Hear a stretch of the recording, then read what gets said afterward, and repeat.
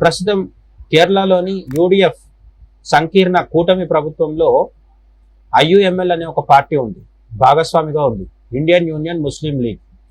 ఈ Indian union ముస్లిం లీగ్కి సంబంధించిన ఒక మహిళా ఎమ్మెల్యే ఒక ప్రైవేట్ కార్యక్రమంలో, అది హిందూ మతపరమైన భక్తి కార్యక్రమము, ఆధ్యాత్మిక కార్యక్రమం కాదు, కేవలం ఒక ప్రారంభోత్సవం, అది కమర్షియల్ ఈవెంట్. అది ఆ కమర్షియల్ ఈవెంట్లో జ్యోతి ప్రజ్వలన చేసింది ఈ ఐయుఎంఎల్కి సంబంధించిన ఒక లేడీ ఎమ్మెల్యే, మహిళా ఎమ్మెల్యే జ్యోతి ప్రజ్వలన చేయడంపై అక్కడ పెద్ద దుమారం రేగింది. ముస్లిం అతివాదులు కేరళలో దీన్ని పెద్ద వివాదంగా మార్చారు, రభస చేయడం మొదలుపెట్టారు.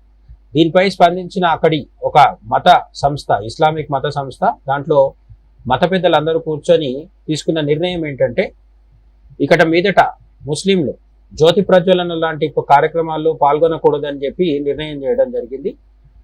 సెక్యులరిజం పాటించాల్సింది కేవలం హిందువులు మాత్రమే, ముస్లింలకు సెక్యులరిజం అక్కర్లేదు. కేరళ ముస్లింలు హిందూ ఆచారాలు సాంప్రదాయాలు ఎటువంటివి కూడా పాటించద్దు, వ్యక్తిగతంగా పాటించకూడదు.